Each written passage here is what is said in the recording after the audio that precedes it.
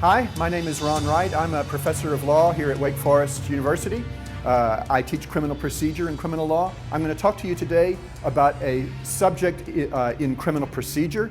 Those are the rules that we follow when the state charges somebody with a crime, and then we gather the information, we go to a trial, and we decide whether somebody is guilty or innocent. During that process, the parties switch information. The prosecution gives information to the defense gives information to the prosecution, and the case that got this all started was Brady versus Maryland back in 1963.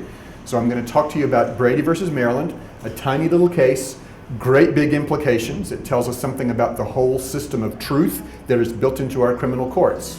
Let's go talk about it. Okay, folks, let's get started. We're going to be talking about Brady versus Maryland, the 1963 case that governs discovery in criminal matters in the United States. We're going to be talking about just the basics of this case, Brady Basics. We're not going to yet talk about all the long-range implications of this case, but we'll talk about the factual background and the holding, and that will set us up for later conversation about the long-term implications. This is one little case, but it is a deep case. It tells us something really important about how we find truth in the criminal courts. So in the United States, in criminal courts, we have an adversarial system. The basic theory of truth is that one side gets ready behind its wall of secrecy, and the other side gets ready behind its wall of secrecy, and then on the day of the trial, they both emerge with their weaponry, and they clash in the courtroom, and truth will somehow emerge from this clash. There's a different theory that applies in most of the world, in the civil law tradition, that says it's really not about preparing your own case behind closed doors and then emerging on trial day. Instead, it's about everybody contributing to a file, and over time, everybody knows what everybody else knows, and you determine truth over a longer period of time, and in something of a more forced cooperation manner. So Brady is one of the first cases that started converting the United States from the old-fashioned clash of warriors version of truth to a more long-term building of a file version of truth. This also, interestingly, plays into deep psychological insights about whether fast thinking or slow thinking is more likely to get at the truth. So if it's fast thinking, your first instinct tells you whether it's true or not, and then the reasoning kind of follows after that, versus slow thinking. You don't make up your mind instantly, and the facts come in, and it's more of a sort of positive belief in rationality. At any rate, these two different judicial systems, the adversarial system and the inquisitorial system, are based on these different visions of the way the human brain works. So let's jump into the case itself. Now, Brady was the opening wedge, really, for the current world of criminal discovery. Civil discovery and civil suits in other courts had been converting over to this more forced cooperation model of discovery really up through the middle of the 20th century, but the criminal courts were slower to give up the warrior culture of adversarial presentation. But Brady comes along and says, for the first time, prosecutors, you're going to have to give some information to the defense. Over time, that led to other rules. So while Brady deals with what we call exculpatory information, the stuff that makes the defendant look less guilty, over time, rules came along to cover the more commonly encountered inculpatory information. Prosecution, tell the defense what you've got on them, what you're going to present at trial that makes it look like they committed the crime. So Brady was the opening wedge that became a much larger system of exchange of information. Let's back up and talk about the facts in Brady. So Brady is this guy, John Brady. He's fallen in love with this woman. Unfortunately, she's married to another man. Not to be deterred, they stay involved with each other. She becomes pregnant. She says, this is your child. He says, I want to support you and the child. Here, let me write you a check for $35,000. So he writes her the check, tears it out, gives it to her, and he says, I don't have the money. Don't cash that check for a few days. I've got to go out somewhere and get the money, the $35,000 to support you. So he thinks to himself, how can I get $35,000? He's not a criminal genius, but he decides, I'm going to rob a bank. How do I rob a bank? Well, I need a car to get away. Should be a fast car. I know my friend William Brooks has a brand new Ford Fairlane, 1958 Ford Fairlane. This is all happening in 1958. So he says, all right, I'll steal William's car, and once I've got Brooks's car, I'll take that to the bank and steal the money. How can I get William's car? Well, I know I'll work with my partner in crime, who is Donald Boblet. Now, it turns out Donald is his girlfriend's brother. So Nancy Boblet is the girlfriend. Donald Boblet is his partner in crime. They decide we'll do it this way. We will throw a log across the road where Booth is going to be driving his fast car, his Fairlane. He'll have to stop to move the log from the road. And when he gets out of his car, we will hit him over the head with a gun. Then we will, I don't know. They didn't have a plan after that. But they do this. They put a log across the road. He stops the car, gets out. Boblet and Brady, somebody, we don't really know who, hits him over the head with a shotgun. They together put him into the back of the car, drive him off to some remote field. He comes to consciousness, gets out of the car, walks to the edge of the woods, and one of the two, we don't know who, strangles him with a shirt, kills the guy. Horrifying crime. So they're of course caught. They're neither of them criminal geniuses. They are both interrogated by the police, and they both make a series of statements to the police. Then John Brady is tried first for murder. Boblet will be tried later. So John Brady's tried. As they're getting ready for the trial, the defense lawyer says, okay, prosecutors, send me any confessions that John Brady made or that Boblet made, Donald Boblet. They get the statements from the prosecution about that Brady made. He made 4 different statements. In the first 2, he never admitted that there was any killing at all. In statement number 3, he said, well, Boblet's the guy who actually strangled him. I was just standing there silently, kind of horrified. And then in statement 4, he says, well, okay, he and I agreed that we would have to kill him, but Boblet's the one who actually strangled him with the shirt.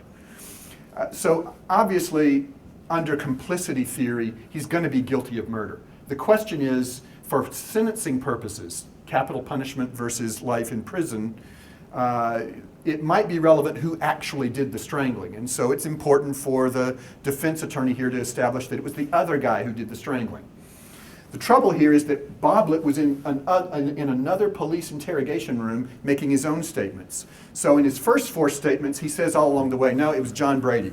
John Brady did all the strangling. He did all the bad stuff. I was there, but it was John the whole way. In statement number 5, Boblet said, okay, yeah, I'm the guy who strangled him with the shirt. When Brady's attorney asks for all the statements, the prosecutor turns over the first 4 statements from Donald Boblet, but not that 5th statement where he said, yeah, I'm the guy who strangled the victim. So you go to trial, and there's this key piece of evidence missing from the defense. Ultimately, John Brady is convicted at trial. They then bring charges against Boblet. During the Boblet's separate murder trial, they bring in all 5, or try to bring in all 5 confessions of Boblet, including the one where he says, yeah, I did it, I'm the one who strangled him. And at the end of that trial, later on, Brady's attorney, the original attorney, goes back in and is reading the transcript of Boblet's trial. He says, wow, there was this confession, the 5th confession that I never heard about. I asked for the confessions. That one never showed up. They held out on me. They didn't turn over the last most important confession. So he now goes to habeas corpus proceedings and asks for this material and tries to get a new trial. Ultimately, it goes to the U.S. Supreme Court, and that's where we get our famous holding in Brady. It's in an opinion by William O. Douglas, very likely the most eccentric man ever to serve, or most eccentric person ever to sit on the U.S. Supreme Court.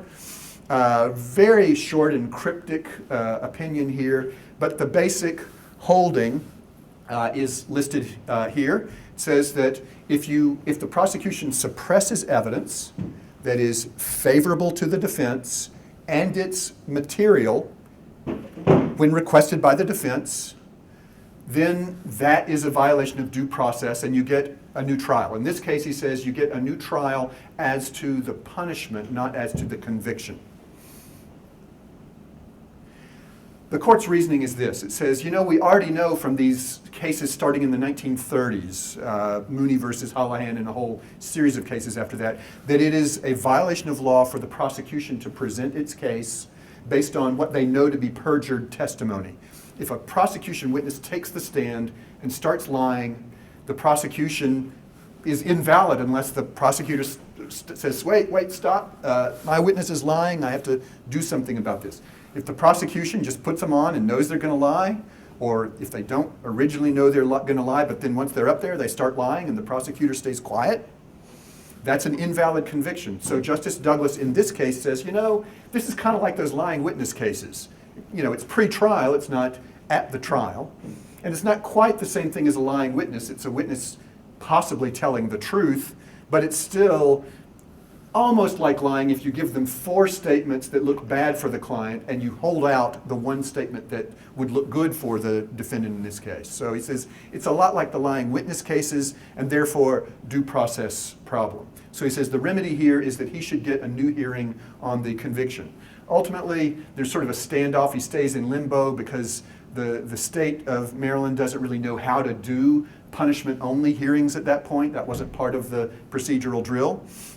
And so he stayed in prison for 18 years, was finally paroled, later moved south, married a nurse from Baltimore, became a truck driver, you know, life went on. But for him in this case, he receives from the U.S. Supreme Court the right to a new sentencing hearing because the prosecutor failed to turn over the evidence. Now, we know over time a little bit more about what this rule means, and we're going to go phrase by phrase very quickly through the pieces of the holding to tell you what it means now. So first of all, suppression by the prosecution. What does that mean? Well, it means that it's not enough that there's some evidence out in the world somewhere that could benefit the defendant. It's evidence that's in the custody and control of some government agency, whether it be the prosecutor, himself or herself, or police department officials, buried in the files somewhere in the police department. If there's a smoking hot document that would help the defense, the prosecutor has to find out about it and turn it over. And it doesn't matter, it's a no-fault situation. Just strict liability for the prosecutor. If you don't figure it out, if you don't find that document and turn it over, then later on you're going to be in trouble. Your case is going to go up in smoke. So it's got to be suppression by the prosecution. That is, it's a document that's in the government's custody or control, police or prosecutor. Second, it's got to be favorable to the defense. That is exculpatory information, either something that shows directly that this defendant didn't do it, or it could be impeachment evidence, some reason to believe that the prosecution witness is lying, like you offered him a really good deal to reduce charges if he'd come in and testify against the defendant in this case. Some kind of offer of a benefit to a prosecution witness. This is sometimes called Giglio material, but any kind of impeachment material counts as evidence that is, quote, favorable to the defense. Third requirement, it's got to be material. It's got to be important enough. You've got to have some reason to believe, some reasonable probability to believe that if this evidence had been turned over, it would have made a difference at the trial. Either it would have been some kind of acquittal, a not guilty verdict from the jury, or there's got to be some reason to think that the sentence would have been lower. So you got to have a reasonable probability. You don't have to be 51% sure, it doesn't have to be more likely than not, but it's got to be something more than a mere hunch. So more than 5% likely, less than 51% likely, something in that range would be a reasonable probability that there's a different outcome, something that would cause you to have less confidence in the validity of the outcome. So that's materiality. And then finally, requested by the defense. That's part of what Justice Douglas mentioned in his opinion. Turns out that requirement drops out. It no longer has to be requested by the defense. Instead, this is an affirmative disclosure obligation of the prosecution. It's not discovery, responding to a request. It's just disclosure. You automatically have to make this available, turn it over to the defense, and you got to go out and find it and then turn it over. So that's the current meaning of the different elements of this test. With a test that's becoming clearer over time, how's it playing out? Well, are all the fights over now that we've figured out how, what the different elements of the test mean? The fights are not over. You still have parties disagreeing very often about what counts as material information. The trouble is that it's the prosecutor himself or herself who decides, is this material important enough to turn over to the defense? And they're in the middle of battle. They're, throwing lefts and rights, and they're trying to, figure out who's going to win the trial. At that moment, they think, my case is awesome. And if I happen not to turn that over, that's not going to help them. They are in big trouble. On the other hand, a defense attorney later on, if they learn about that smoking document that was in the police files, they would say, wow, if I had had that, that would have made all the difference because I was in there swinging and just one extra little oomph from the document that showed that my guy really didn't do it would have made all the difference. It would have turned the tide. The jury would have believed me. So both parties end up in the middle of, in the heat of battle, they end up believing that either for the prosecution the evidence wouldn't have mattered, wouldn't have saved him, or the defense believes, oh, of course it would have saved him. I'm so good at this, I would have made something out of that little document. So they end up disagreeing about what counts as materiality.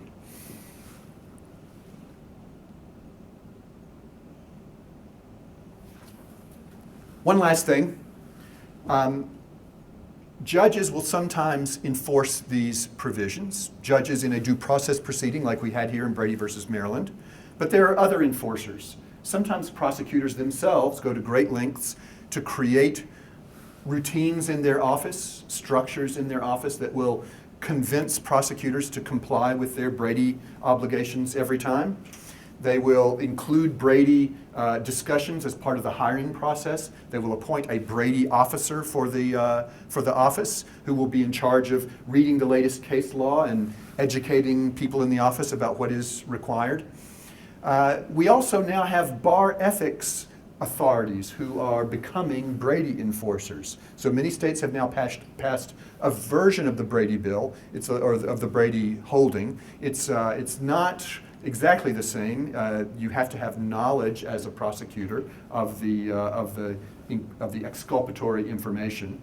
But under this rule, if a prosecutor knowingly fails to turn over Brady material, then it becomes an ethics problem that could lead to some kind of discipline from the bar. So in addition to judges after the fact enforcing this discovery obligation, it's now prosecutors themselves as they set up their offices, and bar authorities, the ethics authorities, when they're deciding whether prosecutors can keep their license to practice law.